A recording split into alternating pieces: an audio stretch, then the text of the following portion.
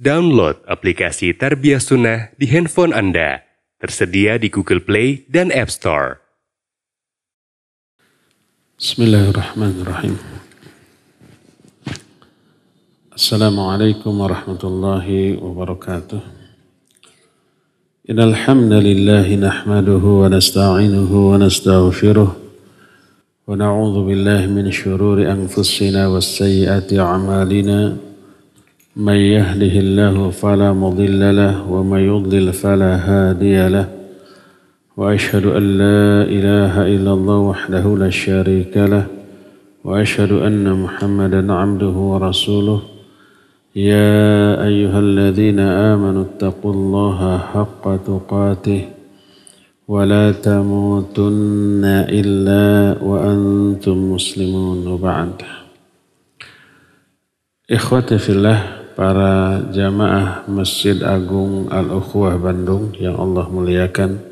Alhamdulillah kita kembali berjumpa untuk melanjutkan bahasan tentang amalan hati.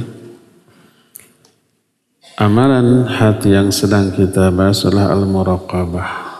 Perasaan merasa selalu diawasi oleh Allah Azza wa Jalla. Ada beberapa cara agar kita memiliki sifat muraqabah. Salah satunya adalah mendalami, menyadari, menghayati makna yang terkandung dalam beberapa Asmaul Husna yang di dalamnya terkandung sifat-sifat Allah. Kita sudah membahas di antaranya adalah Ar-Raqib, Asy-Syahid, Al-Hafidh. Yang terakhir kemarin kita bahas juga menjelaskan tentang hal itu, yaitu Al-Latif dan Al-Khabir. Kita teruskan, salah satu di antara nama sekaligus sifat Allah yang bila dihayati, didalami, difahami, disadari, bisa menyebabkan kita merasa terus diawasi oleh Allah adalah As-Sami'. Maha mendengar, Allah maha mendengar. Allah menjelaskan dalam banyak ayat tentang sifat ini. Innallaha sami'un basir. Sesungguhnya Allah maha mendengar dan maha melihat. Wa huwas sami'ul basir. Dia maha mendengar dan maha melihat. Innaka antas sami'ul alim. Sesungguhnya engkau maha mendengar dan maha mengetahui. Ayat yang senada atau semakna dengan ini sangat banyak dalam Al-Quran. Apa makna as-sami'? Makna as-sami' adalah huwallazi yasma'u jami'al aswat ala ikhtilafil lughat wa tafannunil hajat. Makna as-sami' adalah yang maha mendengar seluruh suara dengan berbagai macam bahasa, dengan berbagai macam lahjah atau dialek atau cara pengungkapan. Wa qad istawa fi sam'ihi sirrul qawli wa jahruh.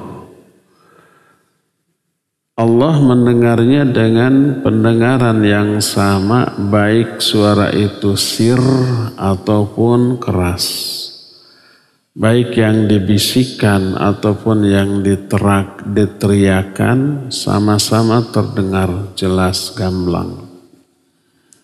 Sebagaimana firman Allah dalam surah Ar-Ra'd ayat yang ke-10, sawa'um minkum man asarral qawla wa man jahara bih wa man huwa mustakhfim bil laili wa saribum bin nahar. Sama saja dari kalian, baik orang yang membisikkan ucapannya atau mengeraskan ucapannya, sama terdengarnya. Wa man huwa mustakhfim bil lail, termasuk orang yang bersembunyi di malam hari, wasaribum bin nahar, atau yang berjalan di siang hari. Seluruhnya terdengar, seluruhnya terketahui. Pendengaran Allah mencakup seluruh suara dan tidak akan pernah tersamarkan antara satu suara dengan suara lainnya, antara satu suara makhluk dengan makhluk yang lainnya. Semuanya serba terdengar. Wala yushghiluhu minha sam'un an sam'in. Dia tidak tersibukkan oleh satu suara sehingga lalai dari suara lain, tidak. Kalau umpamanya kita sebagai guru menyuruh muridnya, siapa yang mau bertanya silakan bertanya. Seluruh murid bertanya di waktu yang sama dengan pertanyaan yang berbeda. Bareng-bareng. Gimana kita sebagai guru? Liarnya tidak bisa menangkap seluruh pertanyaan. Fokus ke satu ini, yang lain tidak terdengar. Fokus ke yang itu, yang lainlah tidak terdengar. Itu kita karena terbatas. Maka Allah mah tidak demikian. Seandainya seluruh makhluk, jin atau manusia, di waktu yang bersamaan mengungkapkan keinginannya, berdoa, mengungkapkan permintaannya kepada Allah Azza wa Jalla, niscaya seluruh makhluk masing-masing permintaannya terdengar jelas, gamblang, tidak terabaikan walaupun satu permintaan dari makhluknya hanya karena terganggu oleh permintaan makhluk lainnya. Tidak. Berkata Imam Ahmad dan juga ahli hadis lainnya meriwayatkan satu hadis dari Aisyah radhiyallahu anha. Kata Aisyah, alhamdulillahilladzi wasi'a sam'uhul aswat. Segala puji bagi Allah yang pendengarannya mencakup, menjangkau seluruh suara. Ada seorang wanita datang kepada Nabi SAW berbicara, curhat tentang suaminya. Wa ana fi nahiyatil bait. Aku saat itu ada di pojok rumah, pojok kamar Aisyah. Kamar Aisyah itu tidak begitu gede. Orang itu berbisik kepada Nabi SAW. Aisyah tidak mendengar apa yang dikatakan oleh wanita tersebut. Maka Allah Azza wa Jalla menurunkan ayat yang terdapat dalam surah Al-Mujadilah, ayat yang pertama, Qad sami Allahu qawlan lati tujadiluka fi zawjiha wa tashtaki ila Allah wallahu yasma'u tahawurakuma innallaha sami'un basir. Allah telah mendengar ucapan wanita yang mendebatmu, hai Muhammad, tentang suaminya. Dan wanita itu curhat kepada Allah. Dan Allah mendengar dialog antara keduanya. Aisyah tidak mendengar curhatan wanita itu kepada Nabi SAW. Allah tahu. Padahal Aisyah berada di ruangan itu. Dalam riwayat lain dikatakan, Tabarakalladzi wasi'a sam'uhu kulla syai'. Maha barokah Allah yang pendengarannya mencakup segala sesuatu. Tadi sudah dikatakan seandainya seluruh jin manusia dari awal sampai akhir berada di satu tempat yang sama. Masing-masing jin dan manusia meminta kepada Allah dengan beragam permintaan. Semua berbicara dengan bahasanya masing-masing. Di Indonesia aja ada berapa ratus atau ribu bahasa daerah. Ada yang pakai bahasa Sunda, bahasa Jawa, bahasa Bugis, bahasa Batak, bahasa Masing-masing dengan bahasanya meminta kepada Allah. Itu jin dan manusia entah berapa miliar atau triliun makhluk meminta kepada Allah di waktu yang bersamaan. Apa yang terjadi? La sami'ahum ajma'in duna ayakhtalitu alaihi sautun bisautin au lughatun bilughatin au hajah bihajah. Niscaya seluruhnya terdengar dengan gamblang oleh Allah tanpa bercampur aduk antara satu suara dengan suara lain saling mengganggu pendengaran Allah seperti yang terjadi pada manusia. Enggak. Jelas seluruhnya terdengar secara gamblang. Suaranya, bahasanya, isi permintaannya semua. Salah satu yang menjadi dalil adalah sebuah hadis sahih riwayat Imam Muslim, ini hadis qudsi. Allah Azza wa Jalla berfirman, "Ya ibadi, law anna awwalakum wa akhirakum wa insakum wa jinnakum qamu fi sa'idin wahidin fasa'aluni wa a'taitu kulla insanin mas'alatahu ma naqasa dzalika mimma 'indi syai'an illa kama yanqusul mukhayyat idza udkhilal bahr." Wahai hamba-hambaku, seandainya seluruh makhluk dari awal sampai akhir, dari zaman Nabi Adam sampai manusia yang nanti hidup pada hari kiamat, baik manusia ataupun jin, semuanya triliunan jumlahnya. Kalau mereka berada di satu tempat yang sama, semuanya meminta kepadaku dengan isi permintaan yang beragam, bahasa pengungkapan yang berbeda. Semua terdengar jelas gamblang oleh Allah, lalu aku berikan masing-masing makhluk itu sesuai dengan permintaannya, diberikan semuanya.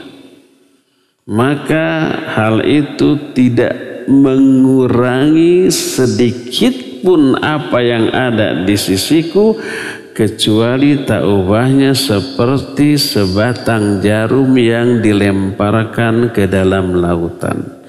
Saking kayanya Allah, semua makhluk permintaannya dipenuhi, gak berkurang sedikit pun dari kekayaan Allah SWT.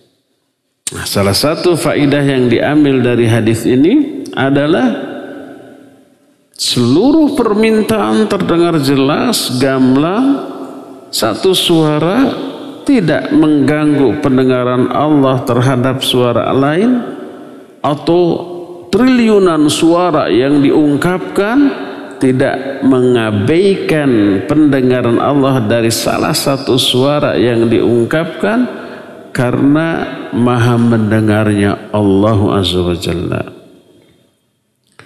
Dalam Sahihain riwayat Bukhari dan Muslim dari Abu Musa al-Ash'ari radhiyallahu anhu, kata Abu Musa al-Ash'ari, kunna ma'an Nabi sallallahu alaihi wasallam fi safarin fakunna idza alawna kabbarna faqal irba'u ala anfusikum فإنكم لا تدعون الصم ولا غائبا ولكن تدعون سميعا بصيرا قريبا. Kami saat itu safar bersama Nabi SAW. Ketika kami menanjak, naik, kami takbir. Maka berkata Nabi SAW, takbir itu keras. Kata Nabi SAW, irba'u ala anfusikum, irba'u irfaqu ala anfusikum. Kasihani diri kalian sendiri. Berlemah lembutlah kalian terhadap diri sendiri. Artinya jangan berteriak begitu ketika takbir. Karena sesungguhnya kalian tidak sedang menyeru kepada yang tuli dan jauh, tapi kalian sedang menyeru kepada yang maha mendengar, maha melihat, dan maha dekat. Makna dari hadis ini, fala tukallifuha biraf'i aswatikum fa innahu la hajata ila dzalik fa inna man tukabbirunahu sami'un basirun yasma'ul aswat al-khafiyah kama yasma'ul jahriyah. Artinya jangan kalian memberat-beratkan diri dengan mengeraskan suara kalian ketika takbir. Itu enggak perlu. Karena zat yang kalian takbirkan atau kalian besar-besarkan adalah zat yang maha mendengar, maha melihat, mendengar seluruh suara sekalipun yang tersembunyi sejelas mendengar suara yang keras. Jangankan yang tersembunyi, yang dibisikkan oleh hati manusia Allah dengar. Allah itu mengetahui isi manusia, mendengar. Walaqad khalaqnal insana wa na'lamu ma tuwaswisu bihi nafsuh wa nahnu aqrabu ilaihi min hablil warid. Kami yang menciptakan manusia, kami juga mengetahui apa yang dibisikkan oleh hati-hati mereka. Oleh karena itu, ketika ada orang-orang musyrik berbisik-bisik, kalau ngomong jangan keras-keras, nanti Allah dengar gitu. Berbisik saja biar Allah tidak mendengar. Diingkari oleh Allah Azza wa Jalla. Sebagaimana yang Allah ungkapkan dalam surah Az-Zukhruf ayat yang ke-80, am yahsabuna anna la nasma'u sirrahum wa najwahum bala wa rusuluna ladaihim yaktubun. Apakah mereka mengira kami tidak mendengar bisik-bisik mereka, kata orang Sunda, pangharewos mereka? Ya, kami dengar, dan malaikat para utusan kami mencatat di sisi mereka.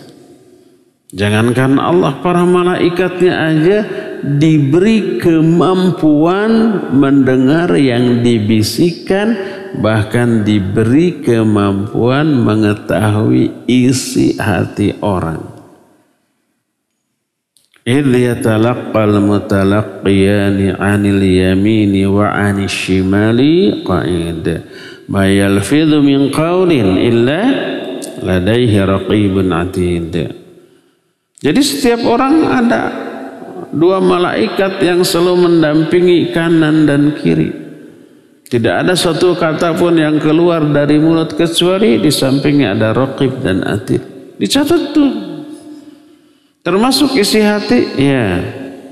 Makanya salah satu hadis Nabi SAW yang sahih, apabila seorang hamba memiliki niat untuk melakukan kebaikan, oleh malaikat dicatat satu kebaikan. Tidak terucap, hanya niat. Malaikat tahu. Kenapa tahu? Diberi kemampuan itu oleh Allah. Malaikatnya aja tahu, apalagi Allah Subhanahu wa ta'ala.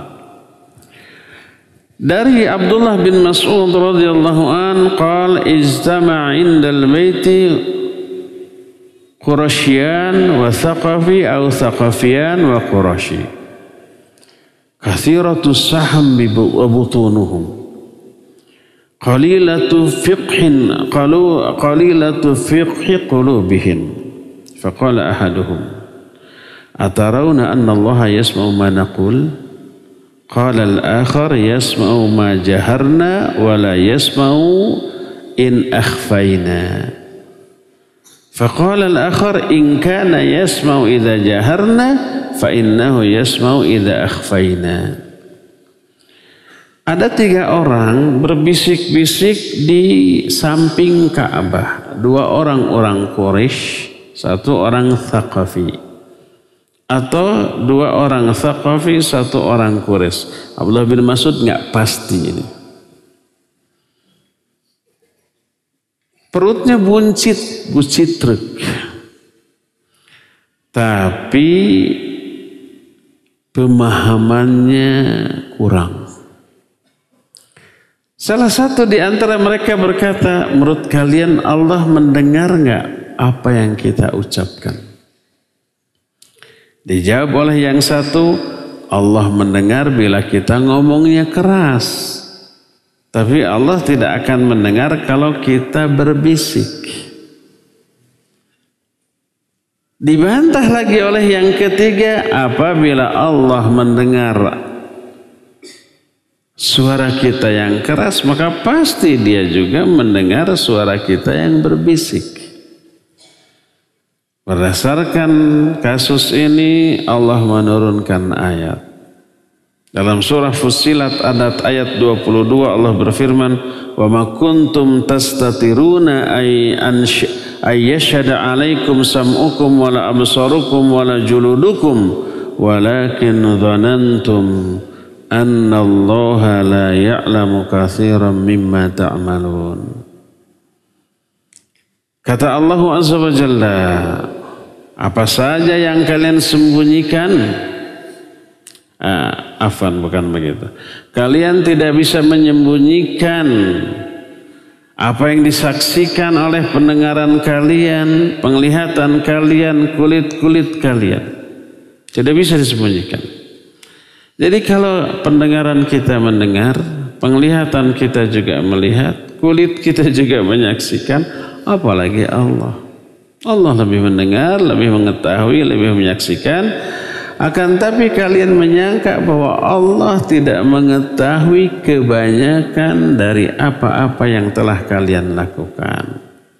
Ini bantahan Allah kepada mereka. Di dalam ayat ini terkandung dalil bahwa rusaknya akidah atau keyakinan yang berkaitan dengan sifat Allah dan nama-namanya melahirkan kerusakan amal.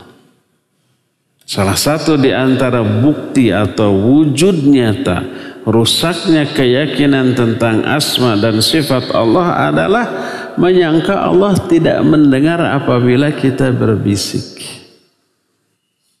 Akhirnya dari sana mereka membisikkan keburukan dengan keyakinan Allah nggak mendengar. Itu keyakinan yang batil, yang rusak. Lalu melahirkan amalan yang buruk seburuk keyakinannya. Oleh karena itulah maka berkata Syekh Abdul Razak, kasus ayat ini menjadi dalil anna fasad al-i'tiqad fima yata'allaqu bi sifatir rabbi wa asma'ihi yatarattabu alaihi fasadul a'mal wa inhilalud din wal wuqu' fil halak war radda wal khasaran. Ayat ini menunjukkan bahwa rusaknya pemahaman tentang asma dan sifat Allah mengakibatkan rusaknya amal, mengakibatkan pelanggaran terhadap hukum agama, terjerumus ke dalam hal yang membinasakan, kecelakaan dan kerugian. Oleh karena itu Allah berfirman dalam ayat 23-24 dari surah Fussilat tadi, setelah menceritakan bahwa apa saja yang kalian sembunyikan ini tidak bisa disembunyikan dari Allah. Kata Allah, wa dzalikum dhannukumul ladzi dhanantum bi rabbikum ardakum fa asbahtum minal khasirin. Fa yasbiru fannaru mathwal lahum. Kata Allah, itulah dhon kalian, dugaan kalian yang kalian duga-duga terhadap Allah. Dugaan tersebut membinasakan kalian. Lalu kalian menjadi orang yang rugi. Itulah ayat dan hadis yang menerangkan tentang salah satu sifat Allah, yaitu mendengar.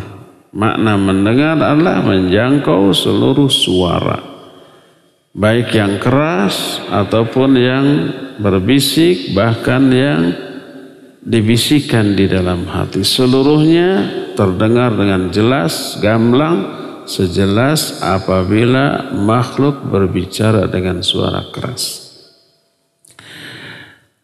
Pendengaran Allah, apabila pendengaran itu dihubungkan kepada Allah, ada dua jenis, dua macam. Pertama, sam'un yata'allaqu bil masmu'at, fayakunu ma'nahu idrakus saut. Pertama, mendengar yang berkaitan dengan suara yang didengar. Maka mendengar di sini maknanya mampu menangkap suara dan memahami maknanya. Kalau kita bilang kita mendengar, artinya kita mampu menangkap suara. Ini makna yang pertama. Allah maha mendengar, artinya Allah maha menangkap seluruh suara dengan seluruh jenis suara. Suara manusia dengan suara hewan berbeda. Suara satu hewan dengan hewan lain berbeda. Suara manusia satu bahasa dengan bahasa lain berbeda. Kita nggak tahu, nggak paham isi dari bahasa lain. Allah mah seluruh bahasa tahu. Bahasa seluruh bahasa manusia tahu, bahasa seluruh bangsa jin tahu, bahasa seluruh bahasa binatang terdengar dan faham maknanya. Karena Allah yang menciptakan semuanya. Itu makna pertama dari mendengar, yaitu mampu menangkap suara dan memahaminya. Kedua, sam'un bimaknal istijabah. Mendengar dengan makna mengabulkan. Maknanya Allah mengabulkan orang yang berdoa kepadanya. Contohnya dalam ayat Inna Rabbi lasami'ud du'a. Sungguhnya Allah maha mendengar doa. Maksud mendengar tidak hanya mendengar tapi mengabulkan. Ketika kita bangkit dari ruku, apa yang kita baca? Sami'allahu liman hamidah. Maha mendengar Allah kepada orang yang memujinya. Makna mendengar di sini adalah mengijabah doa. Orang yang berdoa diijabah oleh Allah SWT. Dan ini terpakai dalam bahasa kita juga ya. Saya mengajukan permintaan ke bos, nggak didengar. Apa makna nggak didengar? Nggak dikabulkan. Bosnya mendengar nggak permintaan kita? Saya pinjam 1 juta untuk jajan. Kata bos nggak ada. Kalau kita lapor ke kawan, permintaan saya nggak didengar oleh bos. Apakah yang dimaksud adalah suara kita tidak terdengar oleh dia? Terdengar. Tapi kenapa kita ngomong nggak didengar oleh bos? Tidak dikabulkan permohonan kita. Jadi inilah dua jenis makna mendengar. Pertama menangkap suara dan memahaminya, dan yang kedua mengijabah. Adapun jenis yang pertama, bahwa Allah mendengar dengan makna menangkap suara, ada 3 macam. Pertama, ma yuqsadu bihi tahdid. Allah mendengar dengan makna ngancam.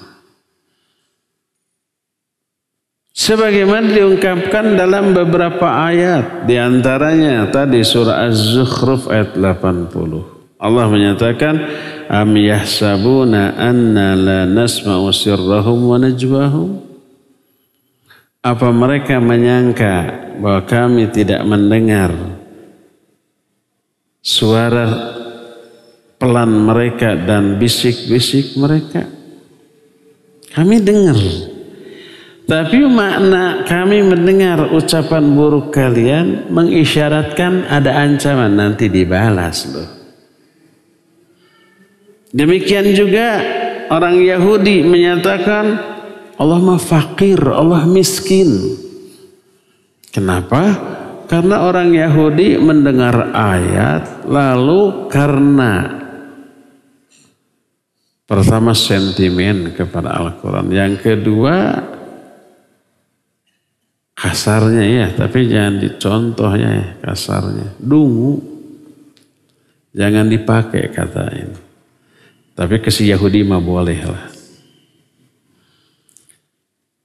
Allah itu menyatakan man dzalladzi yuqridullaha qardan hasana. Siapa orang yang memberi pinjaman kepada Allah dengan pinjaman yang baik? Allah butuh pinjaman. Wa aqridullaha qardan hasanah, berikan oleh kalian kepada Allah pinjaman yang baik. Allah butuh pinjaman, kalau begitu Allah miskin. Itu orang Yahudi. Mereka mendengar, mengetahui ayat ini, tapi difahami oleh akalnya yang dilatar belakangi oleh dua hal. Pertama, memang sentimen kepada agama Islam. Yang kedua, memang dangkal pemahamannya. Jadi difahami secara salah. Kata mereka, innallaha faqirun wa nahnu aghniya. Allah fakir, kita mah kaya. Kita mah bukan minjem, tapi ngasih pinjaman. Kan Yahudi itu bisnisnya memberi pinjaman ke orang dengan bunga. Kata Allah dalam Al-Quran surah Ali Imran 181, laqad sami'allahu qaulal ladzina qalu innallaha faqirun wa nahnu aghniya. Sungguh Allah telah mendengar ucapan orang-orang yang mengatakan sesungguhnya Allah fakir, kami kaya. Allah dengarlah omongan itu, awas. Makna mendengar di sini mengancam dengan azab. Itu orang akan diazab. Tapi oleh Allah diungkapkan dengar. Oleh Allah diungkapkan Allah mendengar. Itu ancaman. Ini yang pertama. Kedua, ma yuqsadu bihi ta'yid. Yang kedua, mas sebaliknya, mendengar dengan makna memberi dukungan, memberikan support, semangat, mau memberikan bantuan. Seperti ketika Nabi Musa alaihissalatu wassalam oleh Allah diutus dengan Harun untuk menemui Fir'aun, untuk mendakwahi. Wa qula lahu qawlan layyina. Katakan oleh kalian berdua kepada Fir'aun ucapan-ucapan yang lembut. Sampaikan dakwah ini secara lembut. Tapi kan Nabi Musa takut. Karena punya dosa. Apa dosanya? Pernah membunuh salah satu kaumnya Fir'aun.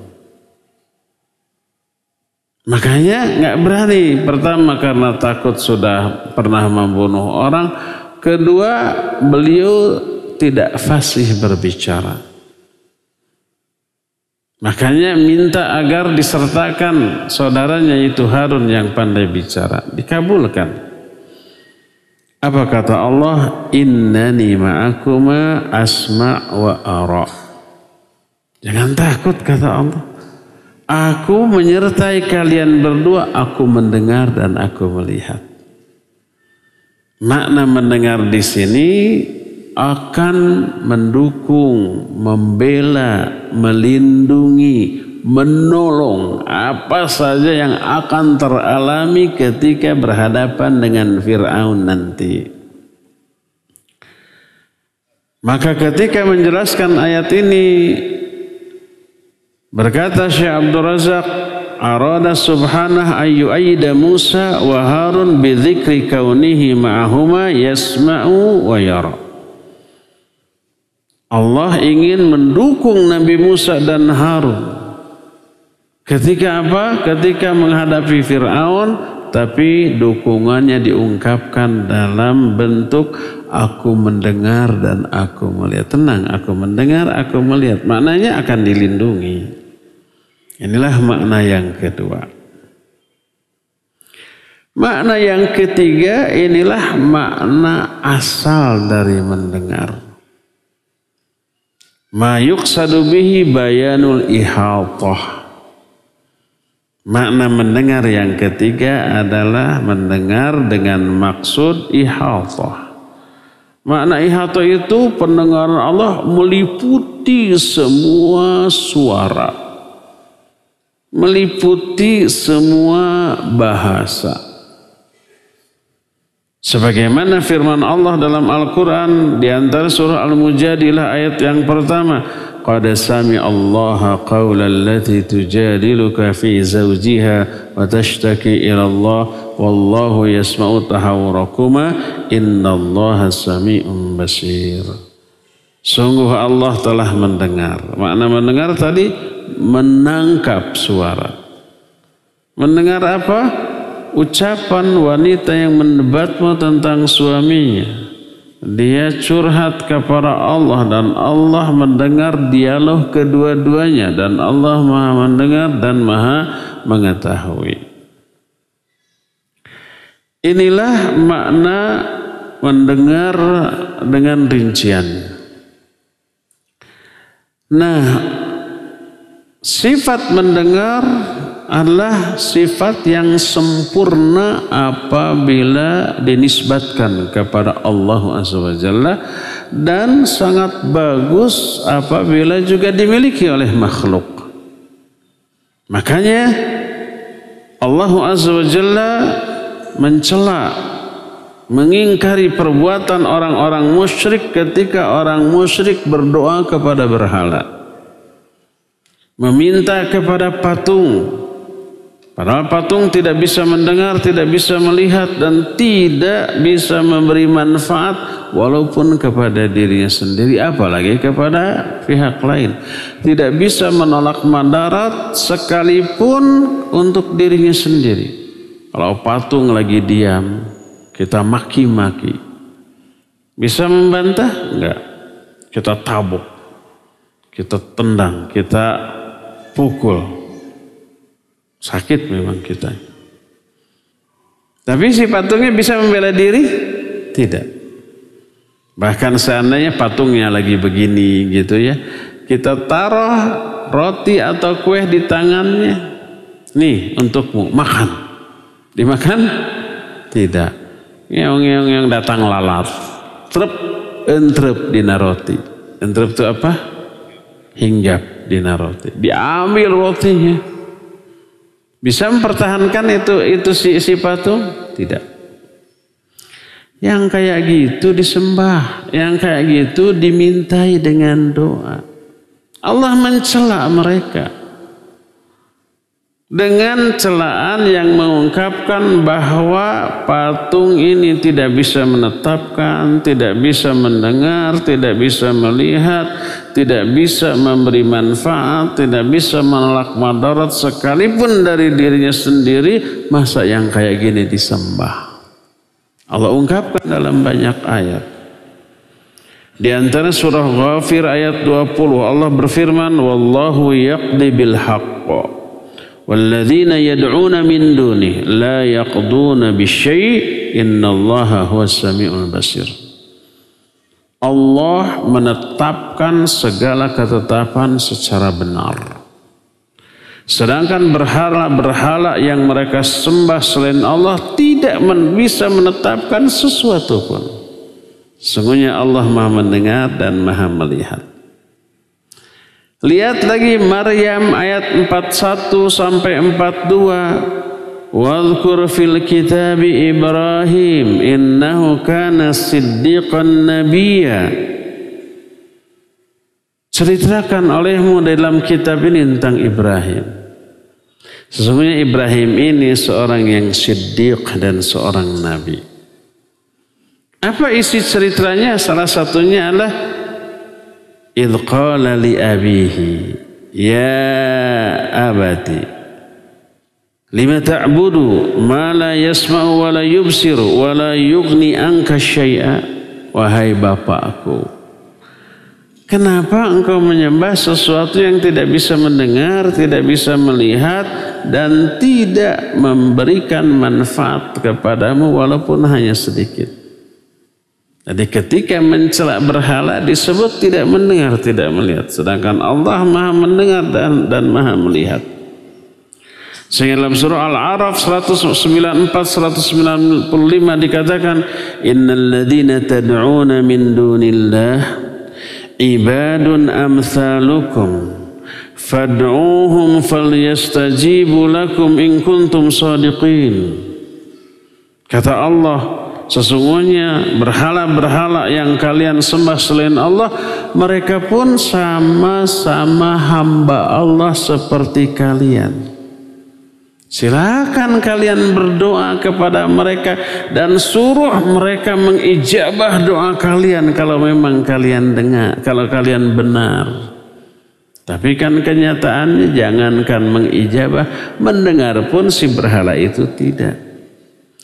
Alahum arjulun yamshuna biha am lahum aydin yabtishuna biha am lahum a'yunun yubsiruna biha am lahum adhanun yasma'una biha qul id'u syuraka'akum thumma kiduni falatunzirun.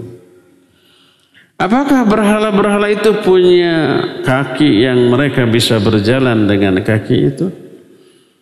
Punya tangan yang mereka bisa merentangkan tangannya, punya mata yang mereka bisa melihat dengan mata itu.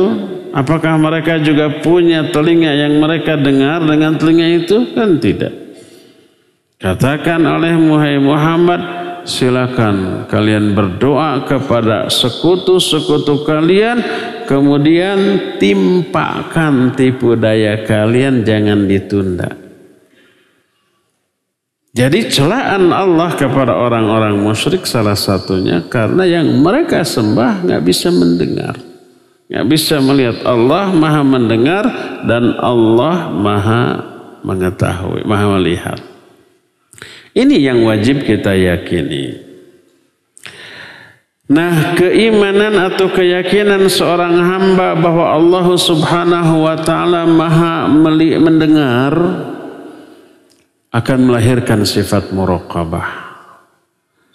Salah satunya adalah lahirnya kehati-hatian dalam berbicara, kehati-hatian di dalam berbisik dan menetapkan niat atau memiliki dhon, baik dhon kepada sesama manusia, apalagi dhon kepada Allah. Allah tahu, Allah melihat, Allah mendengar. Ini yang pertama, melahirkan apa? Melahirkan sifat muraqabah. Merasa selalu diawasi, didengar, dilihat oleh Allah. Kedua, menghayati, meyakini Allah maha mendengar, mendorong kita untuk sesering mungkin berzikir dan berdoa kepada Allah. Walaupun zikir kita nggak kedengaran, walaupun oleh telinga kita, hanya menggerakkan lidah dan bibir kita. Membaca subhanallah, alhamdulillah, la ilaha illallah, Allahu akbar, atau berdoa. Kita yakini Allah dengar. Walaupun orang sekitar terdekat kita nggak dengar, bahkan telinga kita sendiri nggak mendengar gerakan bibir kita, Allah mah mendengar. Karena setiap zikir yang kita ungkapkan kepada Allah dan Allah pasti dengar, ada reward untuk kita, ada feedback untuk kita. Apa feedbacknya? Allah melindungi kita. Firman Allah dalam hadis kursi, wa ana ma'ahu idza dzakaroni. Aku akan selalu menyertai hambaku selama hamba itu berzikir menyebut namaku. Makna menyertai di sana ta'yid, mendukung, menolong, membantu, memberikan perlindungan. Itu salah satu feedback dari zikir kita. Terus feedback lainnya apa? Ya jelas kalau pahala amanya. Zikir itu jelas pahala. Ya juga dapat ampunan, mengurangi dosa kita. Kita baca subhanallah saja dosa kita gugur. Karena itu al-hasanat. kebaikan. Innal hasanat yudhibna sayyi'at. Setiap kebaikan menghapus dosa, kesalahan kita. Dengan zikir dapat pahala, dengan zikir gugur dosa. Dengan zikir Allah menyertai kita, melindungi, menolong, menguatkan kita, mengistiqamahkan kita. Dengan zikir Allah mencintai kita. Dan banyak lagi reward yang lainnya. Oleh karena itulah maka salah satu faidah dari menyadari, menghayati Allah Maha mendengar, selain kita selalu merasa diawasi, akibatnya menjaga lisan kita, juga mendorong kita untuk banyak berzikir, banyak berdoa. Faidah ketiga juga akan mendorong kita untuk bertawasul kepada Allah melalui nama-namanya. Salah satunya As-Sami' ini. Kita dianjurkan ketika berdoa bertawasul kepada Asmaul Husna. Allah berfirman, "Walillahil asmaul husna fad'uuhu biha." Allah memiliki Asmaul Husna. Silakan kalian berdoa dengan menyebut Asmaul Husna itu. Tawasul namanya. Ini sangat dianjurkan. Makanya kita dapati para nabi selalu bertawasul di akhir doa atau di awal doa atau di tengah-tengah doa dengan nama-nama Allah. Salah satunya As-Sami'. Coba perhatikan doa Nabiullah Ibrahim setelah beliau berdoa dengan mengungkapkan berbagai permintaannya, diakhiri oleh Inna Rabbi lasami'ud du'a. Sesungguhnya Rabbku benar-benar maha mendengar seluruh doa. Juga setelah Nabi Ibrahim dan Nabi Ismail berdua selesai membangun Ka'bah, mereka berdoa, Rabbana taqabbal minna innaka antas sami'ul alim. Ya Allah, terimalah amal kami ini, sesungguhnya Engkau maha mendengar dan maha mengetahui. Menyebut Asmaul Husna, dua As-Sami dan Al-Alim. Termasuk Nabi Zakaria, sudah sepuh, nggak punya anak, istrinya mandul, tapi nggak pernah putus asa dalam berdoa kepada Allah Azza wa Jalla. Salah satu isi doa yang kemudian dikabulkan, walaupun beliau sudah sepuh, istrinya mandul, tapi nggak pernah putus asa minta anak, dikabul tuh. Di masa tuanya istrinya hamil. Lalu mengandung anaknya soleh. Siapa anaknya? Yahya yang kemudian menjadi nabi. Allah yang ngasih nama Yahya, yang sebelumnya nggak ada orang yang namanya Yahya kecuali saat itu. Maka ketika berdoa berkata Nabi Zakaria di akhir doanya, Innaka sami'ud du'a. Sesungguhnya Engkau ya Allah maha mendengar seluruh doa. Demikian juga istrinya Imran ketika hamil oleh putrinya yaitu Maryam. Beliau ini kan bernazar bahwa putrinya ini yang lahir tadinya nggak tahu putri, disangkanya putra. Pokoknya nazar putranya ini akan dihibahkan untuk mengabdi kepada Allah Azza wa Jalla. Apa yang diungkapkan? Dia ketika berdoanya itu mengungkap, menyebut Asmaul Husna, As-Sami dan Al-Alim. Sebagaimana yang tertuang dalam Ali Imran ayat 35, Fataqabbal minni innaka antas sami'ul alim. Terimalah nazarku ini ya Allah, sesungguhnya Engkau maha mendengar dan maha mengetahui. Bagaimana respon Allah kepada doa para nabi dan orang-orang soleh tadi? Diijabah semuanya. Termasuk Nabiullah Yusuf alaihissalatu wassalam. Beliau berdoa agar dipalingkan dari godaan para perempuan penggoda. Dan yang menggoda ini bukan perempuan sembarangan loh. Bukan ecek-ecek, bukan kelas kaleng-kaleng. Ya cantik jelita, ya orang terhormat gitu ya, kaya raya gitu, bangsawan. Setelah semua itu berdandan dengan dandanan satakar kebak. Kecantikan di atas kecantikan. Tapi beliau bisa lolos dari semua godaan itu. Salah satunya minta kepada Allah Azza wa Jalla. Dalam surah Yusuf ayat 34 Allah menyatakan fastajaba lahu rabbuh fasarafa anhu kaidahun innahu huwas sami'ul alim. Allah mengijabah doa Nabi Yusuf. Allah palingkan Nabi Yusuf, Allah selamatkan Nabi Yusuf dari tipu daya para wanita tersebut. Sesungguhnya Dia maha mendengar dan maha mengetahui. Mendengar doa Nabiullah Yusuf. Lalu Allah Azza wa Jalla pun memerintahkan untuk beristi'adzah kepada kita. Merintahkan kita untuk meminta perlindungan kepada Allah dari godaan syaitan. Lalu di akhir isti'adzah itu menyebut nama Allah As-Sami dan Al-Alim. Sebagaimana yang tertuang dalam surah Fussilat ayat 36, Allah berfirman, "Wa imma yanzaghannaka minasyaitani nazghun fasta'idz billah innahu huwas sami'ul alim."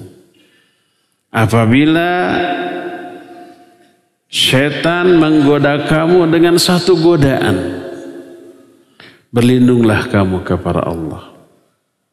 Karena sungguhnya Allah maha mendengar dan maha mengetahui. Oleh karena itu salah satu di antara lafaz ta'awudz yang disyariatkan baik untuk menghindari godaan syaitan termasuk membaca Al-Quran. Ada dengan lafaz umum yang simpel yang umumnya diajarkan a'udzubillahi minasyaitonirrajim. Ada dengan lafaz a'udzubillahis samiil alim minasyaitonirrajim. Ditambahkan as-sami dan al-alim. A'udzubillahis samiil alimi minasyaitonirrajim. Karena apa? Karena memang ketika Allah merintahkan kita berta'awudz, minta perlindungan kepada Allah dari godaan syaitan, Allah akhiri di akhir ayat ini dengan menyebut dua namanya, As-Sami dan Al-Alim. Makanya Nabi SAW mengajarkan ta'awudz, a'udzu billahis sami'il alimi minasyaitonir rajim. Sesungguhnya aku berlindung kepada Allah yang maha mendengar dan maha mengetahui dari godaan syaitan yang terkutuk. Nah, ini penjelasan tentang maha mendengarnya Allah. Melahirkan beberapa faidah tadi. Yang pertama, muraqabah. Yang kedua, mendorong kita untuk banyak-banyak berzikir dan berdoa. Yang ketiga, tadi bertawasul kepada apa? Kepada nama As-Sami' dan Al-Alim atau As-Sami' dan Al-Basir ini. Ini faidah yang ketiga. Faidah yang keempat.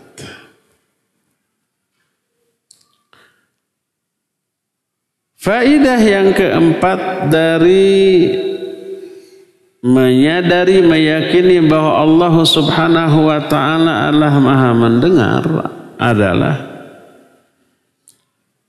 bahwa sifat mendengar termasuk di antara penyempurna nikmat yang Allah berikan kepada makhluk. Tidak semua makhluk mendengar.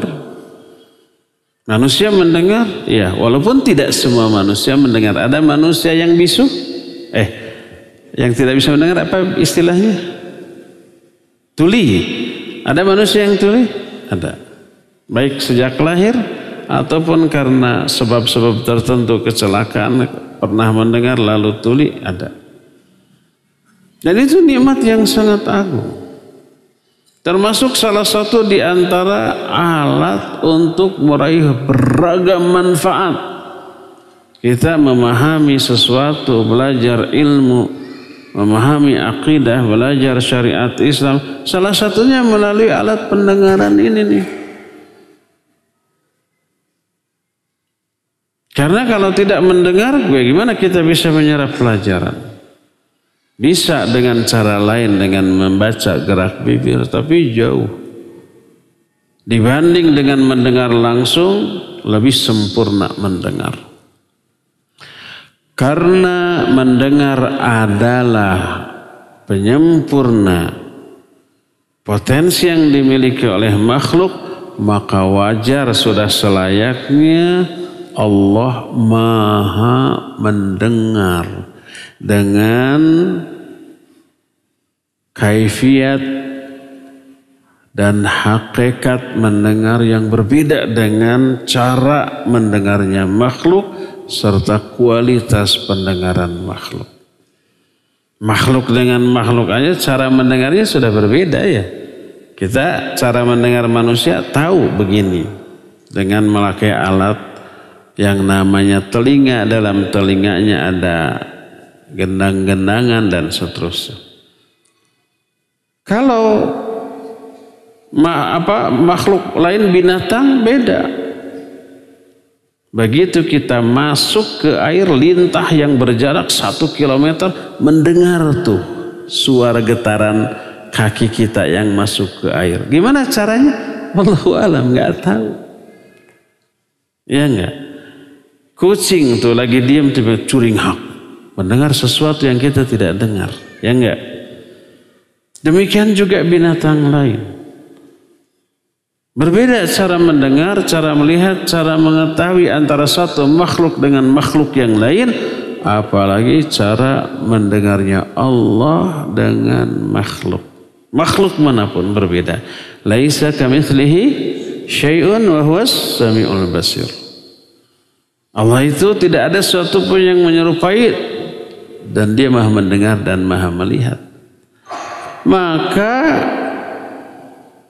tidak samanya sifat Allah dengan makhluk dalam hal hakikat dan kaifiyat. Cara mendengarnya, cara mengoperasikan atau memfungsikan sifatnya, itu yang berbeda dengan makhluk. Nggak boleh karena Allah berbeda dengan makhluk, makhluk mendengar berarti Allah tidak mendengar. Makhluk melihat berarti Allah tidak melihat. Makhluk punya mata berarti Allah tidak punya mata. Itu salah, keliru. Makhluk punya tangan berarti Allah tidak punya tangan. Itu sebuah pemahaman yang super keliru. Ingin mensucikan Allah dari penyerupaan dengan makhluk, tanpa disadari dia menyerupakan Allah dengan makhluk yang lebih hina. Kalau dikatakan Allah mah nggak punya mata, semua kalau punya mata kayak makhluk, serupa makhluk, kita balikan. Kalau nggak punya mata, apa nggak serupa dengan makhluk? Ada makhluk yang tidak bermata? Banyak, lebih hina daripada yang punya mata. Kalau Allah punya tangan seperti makhluk, loh. Kalau nggak punya tangan, apa tidak seperti makhluk? Seperti makhluk yang lebih hina daripada makhluk yang bertangan. Makanya bukan begitu cara memahami laisa kamitslihi syai'un. Wajib kita yakini Allah mendengar, tapi berbeda cara mendengarnya dengan makhluk. Wajib kita yakini Allah punya tangan, karena Allah menyatakan dalam Al-Quran, tapi tangan Allah nggak ada yang sama dengan tangan makhluknya. Wajib diyakini Allah punya mata, karena Allah menjelaskan itu dalam Al-Quran, tapi mata Allah nggak ada yang sama dengan mata makhluknya, gitu.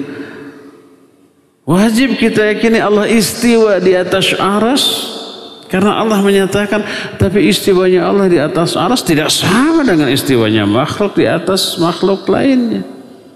Yang sama, enggak, kalau Allah istiwa di atas aras berarti Allah butuh aras dong. Itu berarti menyerupakan dengan makhluk. Sama dengan kita duduk di atas kursi, berarti kita butuh kursi. Iya, kita mah. Allah mah enggak begitu. Berarti kita nempel di kursi, berarti Allah juga nempel di aras. Iya, kalau kita mah. Tapi istiwanya Allah di atas aras tidak berarti menempel di aras, tidak berarti butuh aras, tidak berarti aras yang lebih besar dari Allah. Itu berarti menyamakan sifat Allah dengan sifat makhluk. Oleh karena itu siapa yang menolak istiwa Allah di atas aras, siapa yang menolak tangan Allah, siapa yang menolak wajah Allah, siapa yang menolak mata Allah hanya dengan alasan untuk membedakan Allah dengan makhluk, berarti konsekuensinya dia harus menolak pendengaran Allah, penglihatan Allah, Rahman Rahimnya Allah, sebab semua sifat itu juga dimiliki oleh makhluk. Dan itu sesuatu yang sangat bahaya. Nanti kayak Jahmiyah. Jahmiyah kayak begitu. Menolak semua sifat Allah karena sifat Allah dimiliki oleh makhluk. Jahmiyah keliru besar. Ya. Jadi yang dinafikan, yang ditolak bukan sifatnya, tapi penyerupaan sifat Allah dengan sifat makhluk. Wajib kita yakini Allah mendengar, tapi mendengarnya berbeda dengan cara mendengar makhluk. Allah melihat, tapi melihatnya berbeda dengan melihat makhluk. Allah punya tangan, tapi tangan Allah berbeda dengan tangan makhluk manapun. Allah punya wajah, karena Allah menerangkan itu dalam Al-Quran, tapi wajah Allah tidak sama dengan wajah makhluk manapun. Allah istiwa di atas aras, tapi istiwanya Allah di atas aras tidak sama dengan istiwanya makhluk di atas benda apapun. Begitulah ya. Allahu a'lam bishawab. Cukup ya sampai di sini. Tentang Al-Basir belum sempat untuk kita bahas karena keburu habis waktu. Al-Basir kita akan bahas di pertemuan yang akan datang. Allahu a'lam. Wassallallahu ala nabiyina Muhammadin wa ala alihi wa sallam. Kita masuk ke sesi tanya jawab. Apakah nanti akan ada pembahasan makna Maha Suci, Maha Tinggi, Maha Agung? Iya, itu sudah dibahas di Cipaganti dulu ya. Tapi nanti akan dibahas lagi, nanti di Masjid An-Nafi di Dago setiap hari Selasa itu membahas fikih Asmaul Husna ya. Ana ingin sekali tahu makna tersebut bagus. Sehubungan ada di bacaan sholat dan mungkin itu akan mempermudah kehusuan dalam sholat. Ada ya, terus saja hadir. Kalau di sini di dalam pembahasan amalan hati tidak akan ada. Tapi nanti akan ada di hari Selasa di An-Nafi 9:30 pagi.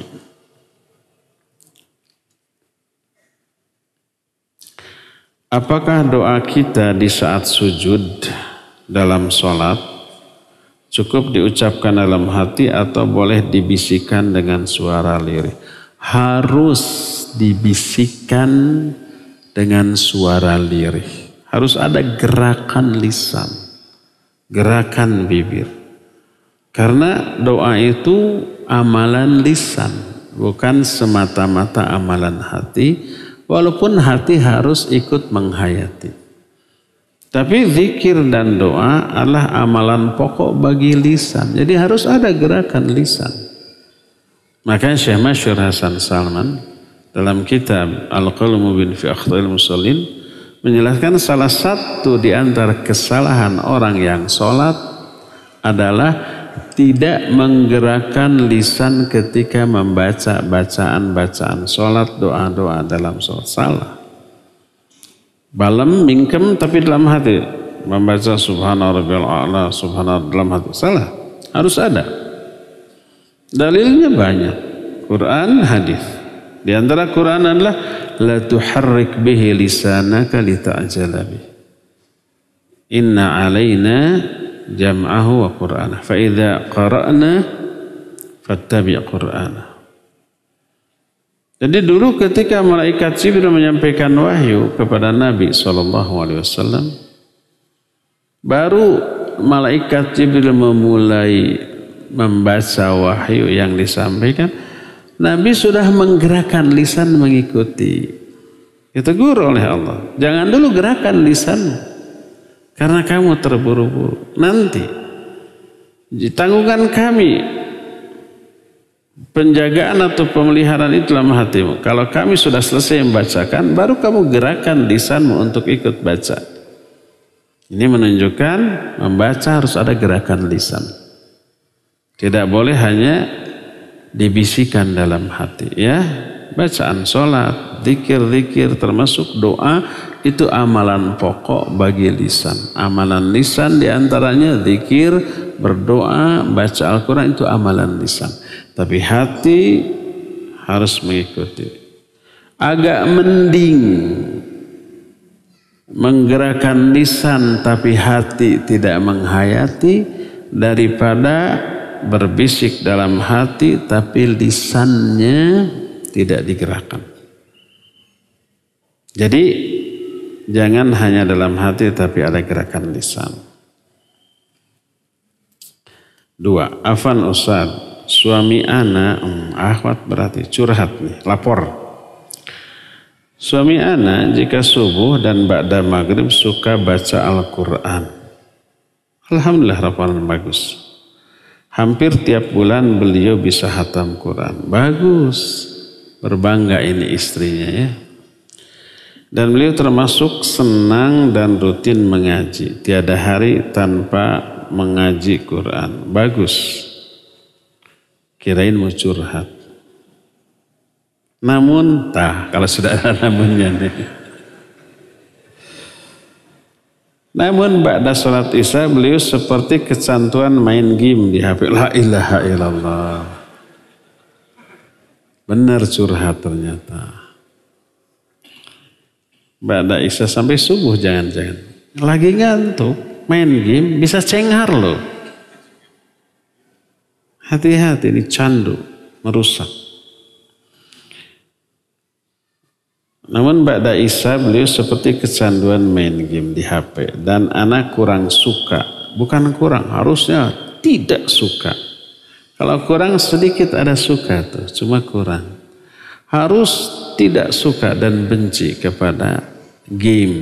Di HP, di komputer, atau apalagi PS. Pak, kalau Bapak nanti tahajudnya rajin saya belikan PS. Jangan. Ta'awun alal ithmi wal udwan.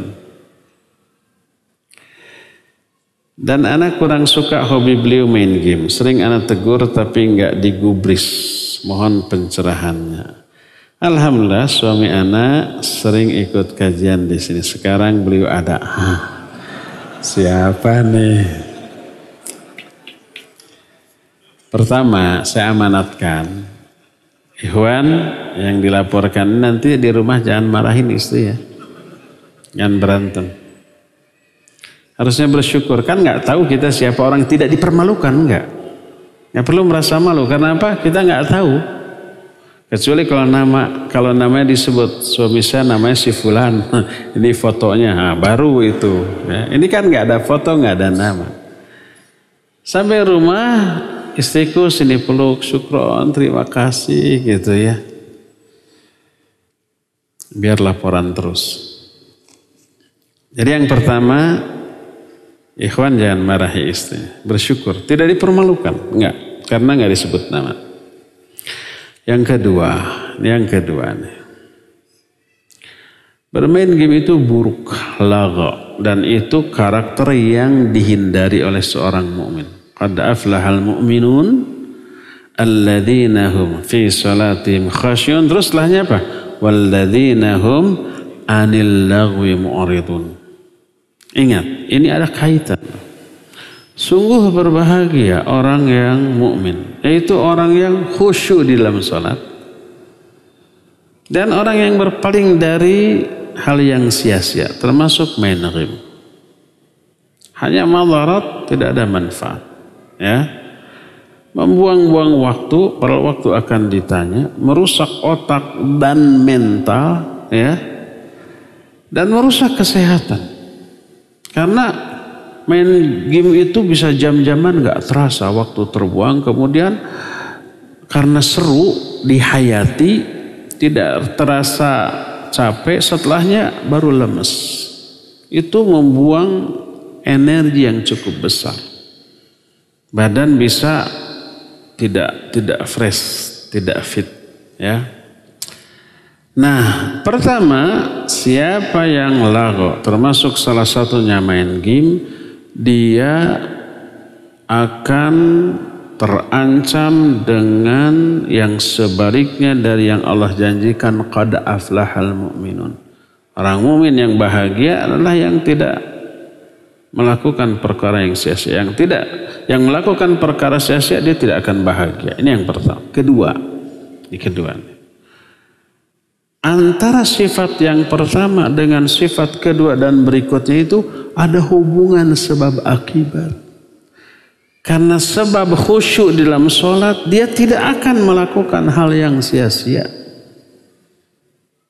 Karena yang pertama khusyuk. Qad aflahal mu'minun alladzina hum fi sholatihim khasyun. Terus walladzina hum 'anil lagwi mu'ridun. Siapa orang yang masih melakukan hal yang sia-sia berarti sholatnya masih diragukan. Karena dengan ayat inna sholata tanha 'anil fahsya'i wal munkar.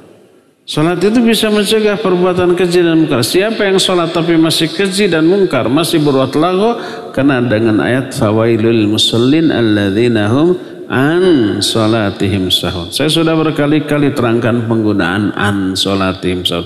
An di sana maknanya lalai dari tujuan salat yang harus diaplikasikan seusai salat.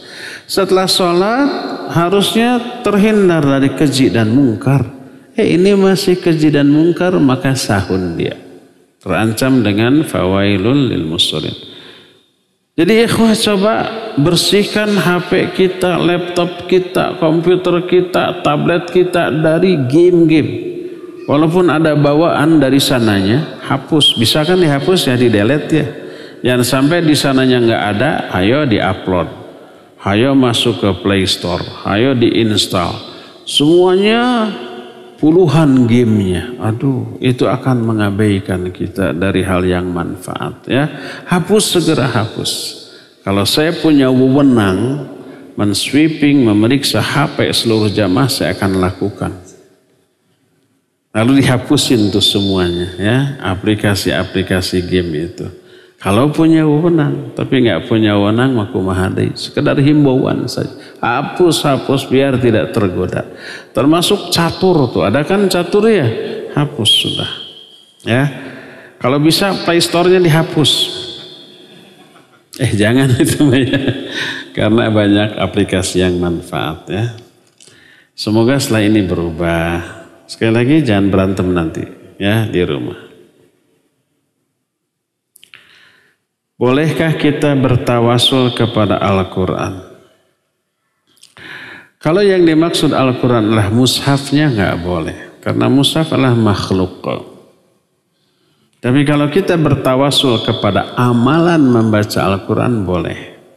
Pertama itu. Ya. Seperti umpamanya kita baca Al-Quran, rasanya khusyuk. Ya. Setelah itu kita berdoa, ya Allah, seandainya bacaan Quran yang baru saya lakukan adalah amal soleh yang Engkau terima, dengan amal soleh itu beri saya jodoh 2 lagi. Boleh, itu tawasul kepada membaca Al-Quran. Kedua, boleh nggak bertawasul dengan kemuliaan keagungan Al-Quran? Ya Allah, dengan keagungan Al-Quran beri saya jodoh 2 lagi. Boleh? Boleh. Karena apa? Al-Quran kalamullah. Dan kalamullah sifat Allah. Dan sifat Allah bukanlah makhluk. Kita kan sering berlindung kepada sifat Allah. A'udzu bikalimatillahi tamah. Aku berlindung kepada, bukan kepada Allah, tapi kepada kalimat-kalimat Allah. Boleh. Karena kalimat Allah, kalamullah, sifat Allah. Dan sifat Allah sama dengan zat Allah dan itu bukan makhluk ya. Allahu a'lam. Apakah anak-anak yang berkebutuhan khusus seperti autis, Down syndrome akan dihisab di akhirat kelak? Wallahu a'lam bishawab. Kalau yang berkebutuhan khusus itu sampai pada taraf tidak berfungsinya akal, ya, itu terkategorikan majnun. Majnun tidak berarti gila saja, enggak. Majnun itu orang yang akalnya tertutup, tidak berfungsi. Termasuk anak kecil, termasuk yang gila, termasuk yang sudah tua. Itu apa yang sudah lupa anda? Haram, pikun. Itu disebut majnun, berasal dari kata janna. Janna itu menutup, junna tertutup. Bayi yang terkandung dalam perut ibu tidak kelihatan disebut janin. Jin, kenapa disebut jin? Karena alladzi majunna angka, yang tertutup dari diri kamu, tidak terlihat oleh kita. Orang yang akalnya tertutup majnun, tidak berfungsi. Kalau yang tidak berfungsi begini, ya dicabut qalam, diangkat qalam. Rufi al-qalam an thalathin. Diangkat qalam itu pena catatan malaikat dari 3 golongan manusia. Salah satunya anil majnuni hatta yafiqa. Dari orang yang majnun sampai dia waras, sampai berfungsi kembali otaknya atau akalnya, ya. Jadi kalau anak yang autis yang mengalami sindrom tertentu sampai pada taraf, pada level, pada kondisi akalnya tidak berfungsi, maka ya tidak mukallaf. Maka dia akan disamakan dengan anak kecil. Ini yang pertama. Yang kedua, kalau autis atau sindromnya itu tidak dari lahir. Saya nggak tahu apakah selalu dari lahir atau mungkin pernah dewasa normal karena kejadian tertentu jadi autis. Kalau dari gila ada ya, jadi gila. Tadinya normal, setelah dewasa gila ada itu. Kalau gilanya tidak dari awal, tidak dari lahir, dia sempat waras, maka dia dihisab sejak gila sampai sejak balik sampai dia gila. Terus konon, ini konon ya, bukan pengalaman. Gila juga kadang-kadang ada warasnya katanya. Sekali lagi ini konon, bukan pengalaman. Kadang kalau lagi kamu gilanya ya pokoknya tidak normal, tapi kadang-kadang normal, sedang waras. Nah, maka ketika sedang warasnya dia dihisab, kena kewajiban. Pas gila maka dia tidak dihisab, ya. Demikian pula yang autis.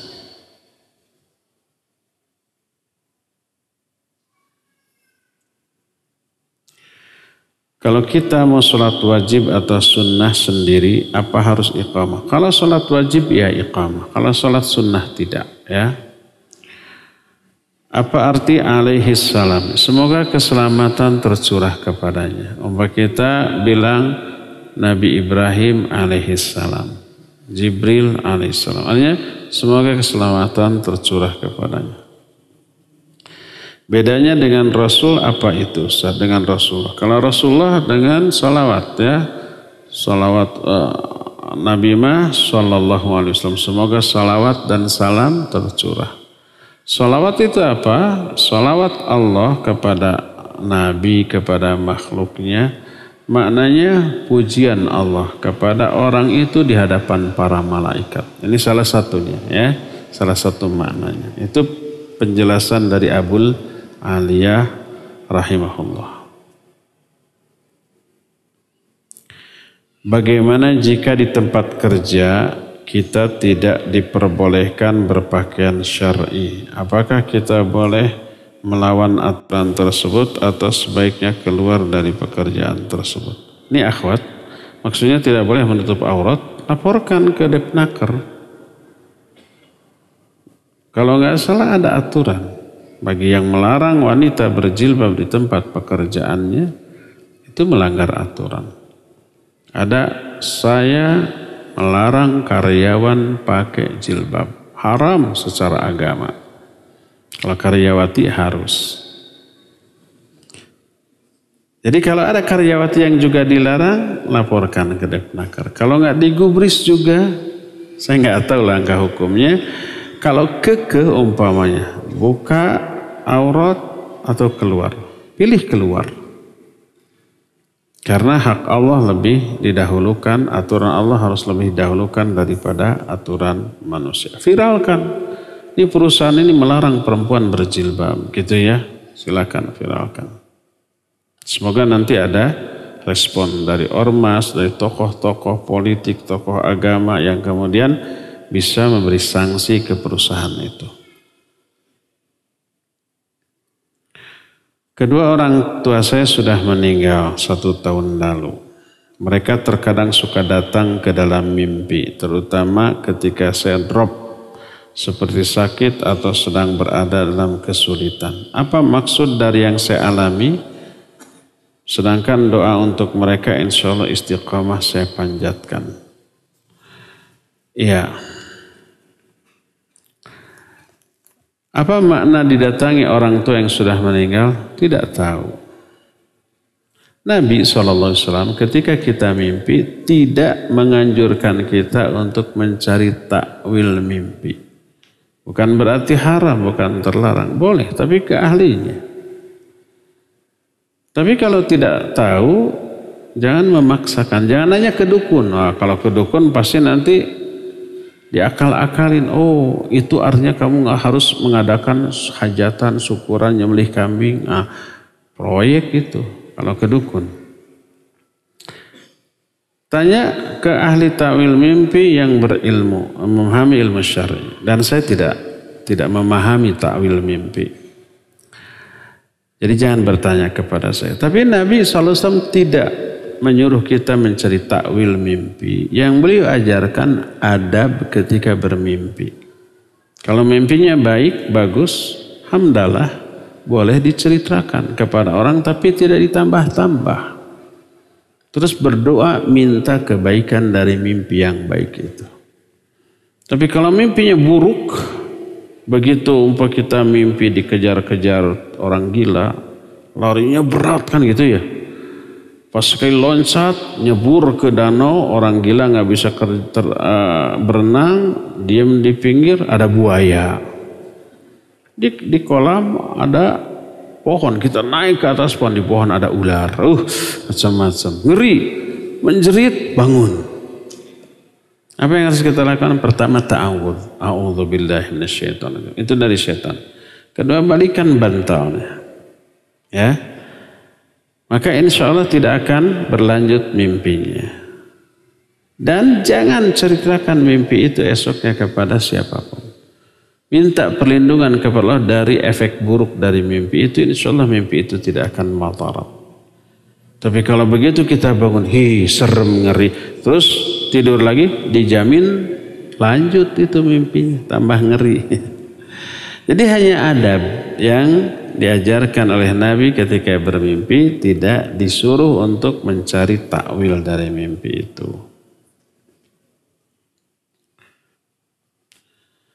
Beberapa waktu lalu ada kerabat yang meninggal dan mengadakan tahlilan. Ajaran Wahabi ini yang anti begini. Yang mau ditanyakan bagaimana jika berada di ruangan yang berbeda pada saat tahlilan. Apakah termasuk mengikuti dan bagaimana jika diberikan besek berupa makanan ataupun perlengkapan sholat. Kalau kita berada di sana dalam rangka ikutan, walaupun tidak ikut baca-baca, kita terkena. Tapi kalau kita berada di ruangan lain, di rumah itu, karena memang tidak ada kemungkinan lain. Umpamanya kita tinggal di rumah itu, ada tahlilan di sana, kita nggak bisa kemana, diem di kamar, tidak dengan niat ikut, tidak menyetujui seperti itu, maka nggak apa-apa. Karena rumah kita di sana, masa harus keluar mondok di Batur gitu? Itu nggak masalah.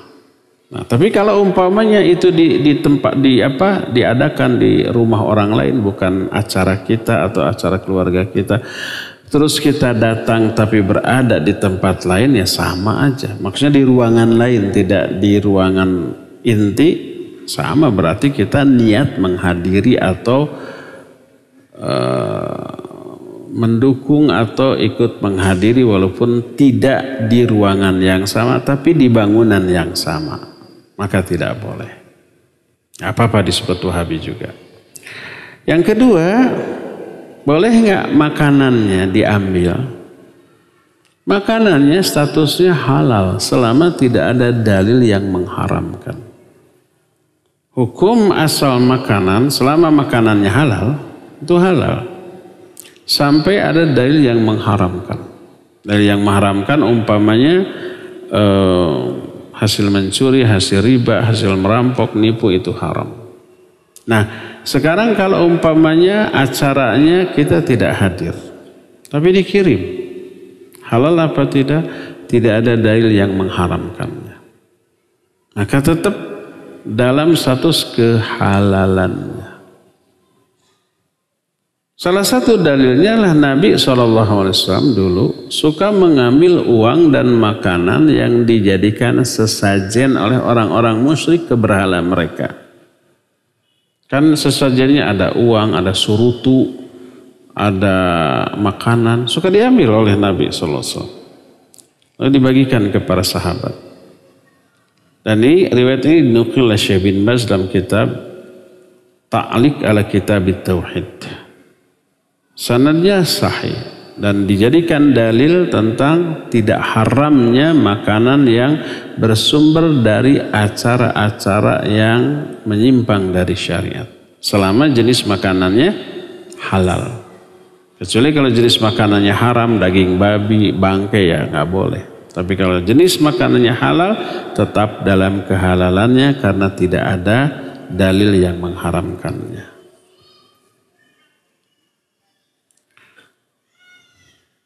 Bagaimana kalau kita berkeyakinan untuk ngeruqyah, tapi dalam prakteknya tidak diruqyah? Bagaimana kalau kita berkeinginan untuk diruqyah tapi dalam prakteknya tidak diruqyah? Apa itu termasuk yang tidak bisa masuk surga tanpa hisab? Belum. Kalau niat mau melakukan sesuatu tapi belum dilaksanakan tidak ditulis. Sampai itu dilakukan. Ya. Nah, jadi ada keinginan diruqyah tapi belum, maka belum. Kecuali setelah ngomong, tolong ruqyah saya. Nah, baru itu. Mau diruqyah mau tidak, yang jelas dia sudah minta. Adapun baru sekedar berkeinginan, maka tidak disebut meminta diruqyah. Kalau sudah ngomong atau nulis pakai WA, tolong datang ke sini saya sakit, tolong ruqyah saya, itu sudah minta. Itu masuk ke dalam hadis tadi. Terakhir, kalau kita sudah diputuskan tali silaturahmi oleh saudara kita dan kita tidak mau nyambungnya lagi, apakah amal ibadah kita diterima oleh Allah? Tergantung. Penyebabnya apa? Kalau kita yang salah, mereka marah, lalu memutuskan silaturahmi dengan kita, kita wajib minta maaf.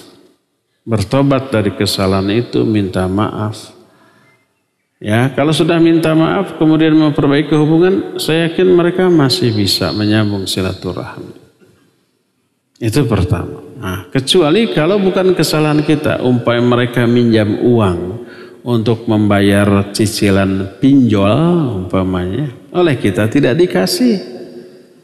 Kalau dikasih lunas, minjem lagi nanti. Sudah berkali-kali lalu kita tidak dikasih. Mereka marah, memusuhi kita sampai memutuskan silaturahmi. Kita tidak salah, tidak dosa. Mereka yang dosa dua kali.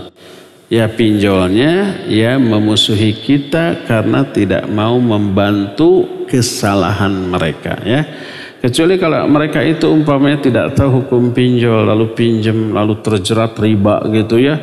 Dan setelah diberitahu tobat, boleh kita bantu. Lunasi, setelah itu dia tidak melakukan pinjaman yang mengandung unsur riba lagi, boleh dibantu. Kalau memang tobat, tapi kalau memang pinjamnya itu agar bisa minta bantuan ke kita agar bisa pinjam lagi dengan jumlah yang lebih besar, maka nggak boleh dibantu ya. Jadi kalau karena kesalahan kita yang harus memperbaiki, minta maaf ya, membujuk lagi, insya Allah nanti akan bagus lagi. Tapi kalau karena kesalahan dia, kita mah tidak memusuhi, tidak memutuskan silaturahmi, maka kita tidak berdosa dan amalan kita akan tetap diterima oleh Allah. Cukup ya sampai di sini, insyaallah kita akan berjumpa kembali esok membahas kitab tauhid. Subhanakallahum bihamdik asyhadu an la ilaha illa anta astaghfiruka wa atubu ilaik. Walhamdulillahirabbil alamin. Wassalamualaikum warahmatullahi wabarakatuh.